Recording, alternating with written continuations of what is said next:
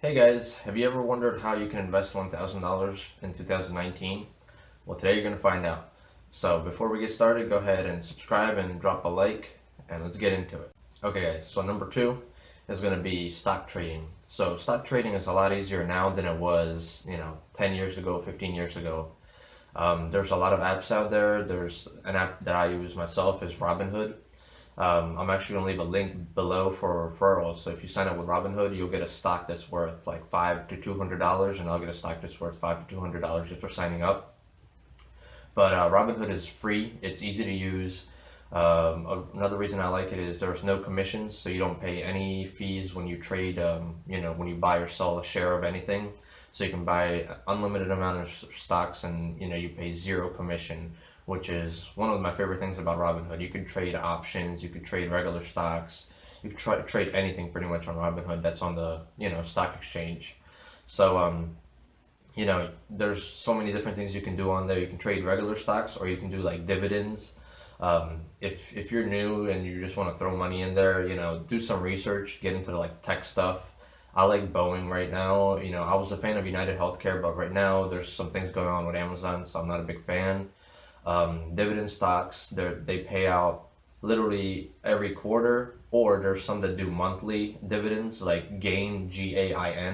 I know they pay, I think it's like 6 or 7% dividend, and it's a monthly dividend, and they even have a special dividend going on. So, if you have $1,000 and you're like, I don't know what to do, there's always an opportunity that you can just throw it into a dividend stock like that for 5, 10, 15 years, and just let the dividends roll in, and just keep reinvesting them into the same stock again.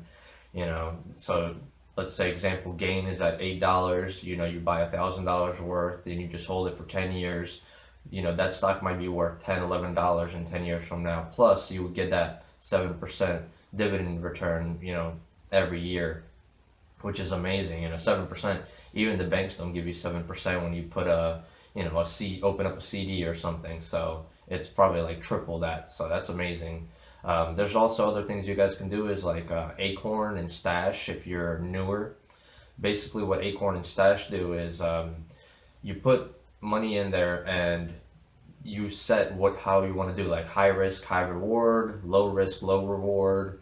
You can follow the big guys like Warren Buffett and trade like he does, and invest in the ETFs that he picks. You basically pick like a sector of the market that you want to invest in, and it's kind of like really easy for beginners. So I would suggest Stash or Acorn actually for like really, really, really like beginners who have no idea what they're doing and have no idea about the market.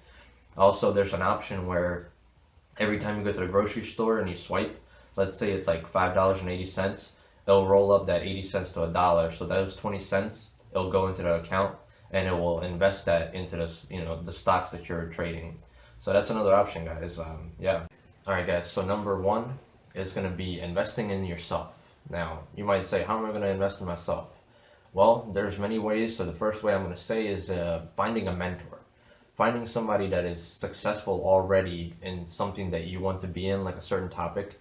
So let's say, for example, real estate. If you really want to get into real estate, go out, on Facebook, find like a community group, and find somebody that is willing to be your mentor and help you out and guide you in the beginning. And even when you become successful, they can still stay your mentor. And you could even pay them for this. Some will do it for free, but a lot of them want something in exchange. But you will learn so much stuff from them that it really is worth it, because you're going to grow yourself, and you're going to make that communication and connection with that person where you can go out and collaborate and do things together in the future, maybe do investments together. Other ways that you can invest in yourself is going out and doing some type of trade, like learning in school, going to college, taking an online class just for like anything that you're interested in, really getting some type of certificate, like HVAC, anything. And my last way is, reading a lot of books. I feel like people who are successful read a lot, and people our age right now, they hate reading. Nobody likes to read, but it's something you need to do. And even if you're just listening to like an Audible book or whatever, I wish I had an Audible sponsor. I would link it, but I don't. But yeah, just like listening, even if you're at work and you're allowed to listen to music, just have some books and just listen. Or when you're driving to work in your car. But I think the best way is to actually get a physical copy of a book and just read. I actually have Rich Dad Poor Dad, and that is one of my goals in 2019 is reading more books and growing, myself and making myself better. So I'm going to read this book, Rich Dad Poor Dad, and then I'm going to continue getting more books that I find online that other people have read and think that, they help out. I've already gotten into Rich Dad Poor Dad, but that is one of my 2019 goals, is just to better myself. So yeah, guys, if you guys enjoyed these two ideas that I have, investing into stocks and investing in yourself, those are two very easy things you can do with $1,000. Anybody can do it. Once again, if you're going to use Robinhood, there's going to be a link below. You're going to get a free stock worth $500 to $200. If you guys enjoyed this and this helped you out, go ahead, drop a like, give me a subscribe, and I hope I see you again. Goodbye.